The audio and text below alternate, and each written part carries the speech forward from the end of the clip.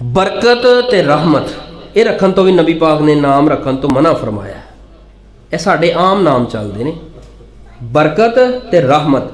ज़ाहरी तौर ते नाम बड़े प्यारे ने, नाम बड़े अच्छे ने, इन्हां दा मानी बड़ा अच्छा है। बरकत जिहड़ी बरकत रब वाली हुंदी है, रहमत।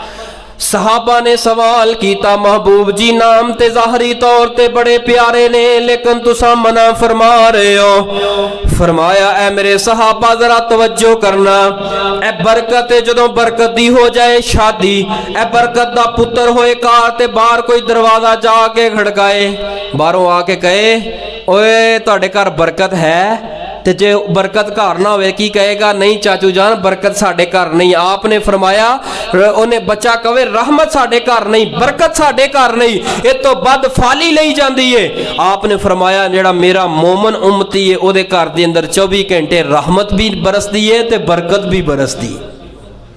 रहमत ते बरकत ये नाम रखन तो भी मना फरमाया, हुज़न नाम रखन तो भी मना फरमाया। और नौजवाना तेनू आखिरत दे इम्तिहाना दी तैयारी कोई नहीं, इश्क दे अंदर इन्ना टुटिया ते बाजू ते साड़ साड़ के जख्मी लिखी फिरदा है। मैं नाम नहीं लेंदा, कोई होए ही ना, कोई गुस्सा ही ना कर ले मेरा वीर भरा। नाम लिखिया आंदा, अपना नाम लिख के लिखिया आंदा दुखी जख्मी।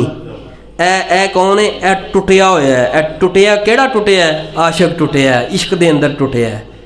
हाय हाय, नबी पाक ने फरमाया है कि ये तो बद फाली ना लई जाए। मोमन जेड़ा हर वक्त उहदे घर रहमत भी हुंदी है, बरकत भी। ये खुद उठ के कहंदा मैं दुखी हाँ। अल्लाह कहंदे ने तू दुख नहीं, दुखी नहीं, कहंदा मैं जख्मी हाँ, मैं दुखी हाँ। इंज दे नाम लिखी जा रहे हैं। सोनिया नहीं, आ जाओ दीन वल, आ जाओ इस्लाम वल, आ जाओ आखिरत दे इम्तिहाना दी तैयारी कर लो। ओ आखिरत दा सफर बड़ा तवील सफर है।